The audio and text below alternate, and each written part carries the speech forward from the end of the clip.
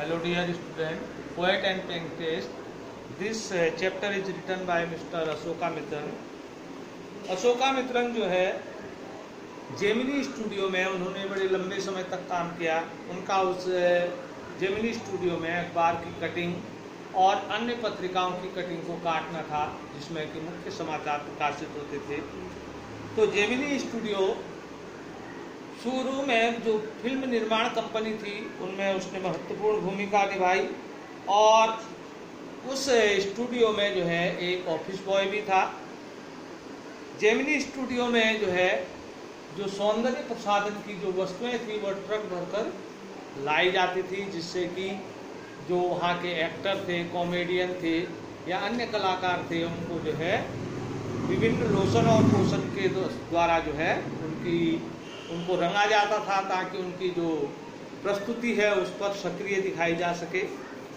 और बहुत से लोग सोचते थे कि जैसे मैं अखबार की कटिंग करता था तो लोग सोचते थे कि मैं कुछ काम नहीं करता, तो जो भी ऐसे देखता और मेरे को जो है लंबा चौड़ा भाषण दे देता था. और जेमिनी स्टूडियो में कार्य करने वाले जितने लोग थे वह खाकी की पोशाक पहनते थे और गांधी जी का अनुसरण करते थे.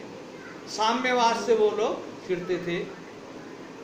उसमें एक मेकअप डिपार्टमेंट था और एक स्टोरी डिपार्टमेंट था. मेकअप डिपार्टमेंट में अधिकतर जो लोग थे वह जो कलाकार थे उनको जो है यानी कि उनको तैयार करने का काम करते थे. विभिन्न सौंदर्य प्रसाधनों की वस्तुओं के द्वारा जो है उनको तैयार करते थे. स्टोरी डिपार्टमेंट में जो था कवि थे, लेखक थे और उनमें एक वकील भी था जो कि उन स्वप्नदर्शियों की भीड़ में जो है अलग से दिखाई देता था. और उसका काम था लीगल एडवाइजरी, यानी कि कानूनी जो सलाह वह वहाँ पर जो है अपने बॉस को देता था. और उस जेमिनी स्टूडियो का जो मालिक था वह श्रीमान एस.एस. वॉसन थे और मिस्टर सुब्बू जो था वहाँ उस जेमिनी स्टूडियो में उसका नंबर 2 की भूमिका थी. और सुब्बू जो है फिल्म के लिए ट्रेलर का निर्माण करता था. सन 1952 में जब फ्रैंक बेचमैन की मॉरल रिआर्मामेंट आर्मी आई तो पूरा स्टेज साफ करना पड़ा और उन्होंने सामान्य पर्दे पर जो 2 आपके विभिन्न नाटक जो प्रकाशित किए उनका जो है तमिल नाटकों पर बहुत अधिक प्रभाव पड़ा. फिर कुछ समय पश्चात एक बार पुनः स्टेज को साफ करना पड़ा. एक इंग्लिश लेखक जो उस स्टेज में आ रहा था तो उसके कारण जो है पुनः जो है जो उसके आवभगत के लिए जेमिनी स्टूडियो को साफ करना पड़ा.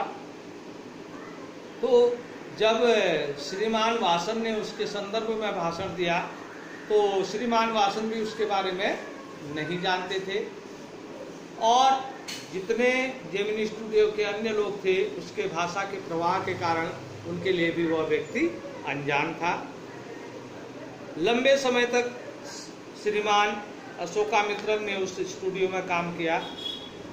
फिर एक बार जो है उन्होंने एक कॉपी उनको प्राप्त हुई जिसका नाम था द एनकाउंटर.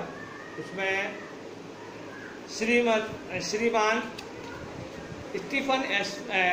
स्टीफन स्पेंडर द्वारा जो है एक लेख लिखा गया था. तो उसको उन्होंने पढ़ा और लंबे समय पश्चात जब उन्होंने उस जेमिनी स्टूडियो से रिटायरमेंट लिया तो कोई भी सस्ती चीज़ उनको आकर्षित करती थी. अचानक उन्होंने फुटपाथ पर कुछ किताबों के संग्रह देखे जिसमें जो है विभिन्न लेखकों द्वारा लिखी गई वो किताबें थी. उन्होंने एक किताब को सेलेक्ट किया जिसका मूल्य मात्र 50 पैसे था. उन्होंने उस निबंध का जो संग्रह था उसको इकट्ठा किया तो उसमें विभिन्न लेखकों द्वारा लिखे गए अलग अलग निबंध थे जिनकी जो साम्यवाद पर यात्रा और वहाँ से उनकी निराशापूर्ण वापसी के संबंध में उस निबंध में लिखा था. तो उसके जो लेखक थे उसमें एंड्री गाइड था, रिचर्ड व्राइट था, एग्नाजियो सिलोने, ऑर्थर कैस्टलर और लुइस फिशर तथा स्टीफन स्पेंडर. अचानक ही अशोकामित्रन को लगा कि उन्हें उसका खोया हुआ मित्र मिल गया, खोया हुआ भाई मिल गया। और तब उन्हें याद आया कि जो दशकों पहले जो यात्री और जो गेस्ट उनके स्टूडियो में आया था वह स्टीफन स्पेंडर ही था। और उनके जो स्टूडियो में जो उस लेखक के आने का जो रहस्य था अब वह रहस्य नहीं रहा था, और वह स्टीफन स्पेंडर उनके लिए एक जाना माना व्यक्ति हो गया था। यही इस पाठ का सारांश है। ये जो डिफिकल्ट वर्ड है इनको आप अपनी कॉपी पर टैली कर लेंगे और अब इसके क्वेश्चन आंसर इसके पश्चात लिखाए जाएंगे। धन्यवाद।